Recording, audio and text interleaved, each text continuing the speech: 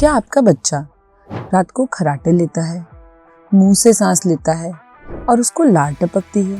क्या उसे बार बार नज़ला जुकाम और खांसी की परेशानी होती है? ये सब लक्षण एडिनॉइड हाइपरट्रोफी के हैं।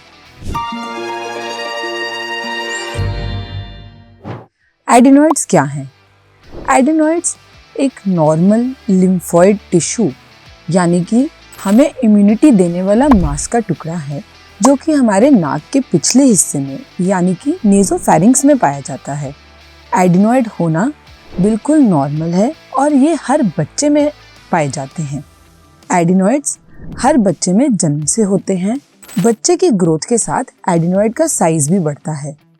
इसका मैक्सिमम साइज 6 से 7 साल की उम्र में आ जाता है और उसके बाद नॉर्मली एडिनॉइड का साइज 12 से 14 साल की उम्र तक कम होता जाता है और 14 साल के बाद लगभग खत्म हो जाता है। परेशानी कब आती है? परेशानी तब आती है जब एडिनॉइड का साइज बच्चे के एज के हिसाब से ज्यादा हो, मतलब बच्चे में ज्यादा इन्फेक्शंस हो रहे हैं या एडिनॉइड ही इन्फेक्शन का कारण बन रहे हैं। उस वजह से बच्चे में खर्राटे, मुंह से सांस लेना, नाक बंद रहना, बार बार जुकाम होना, रात को लेटते ही खांसी आना या फिर बार बार कान में इन्फेक्शन होना जिसकी वजह से कान में दर्द या सुनाई कम होने की परेशानी आती है। इसका पता कैसे चलता है? जब आप अपने बच्चे को इन लक्षणों के साथ डॉक्टर के पास लेके जाते हैं तो डॉक्टर एक बहुत सिंपल से एक्सरे या एंडोस्कोपी के द्वारा एडिनॉइड को कंफर्म कर सकते हैं। अब आते हैं इसके इलाज पे। एडिनॉइड्स का इलाज बहुत सिंपल है।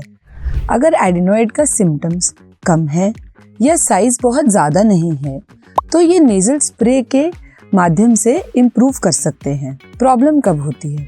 प्रॉब्लम तब होती है जब एडिनॉइड का साइज बहुत बड़ा हो जाता है और उसकी वजह से या एडिनॉइड्स में ही बार बार इन्फेक्शन होती है।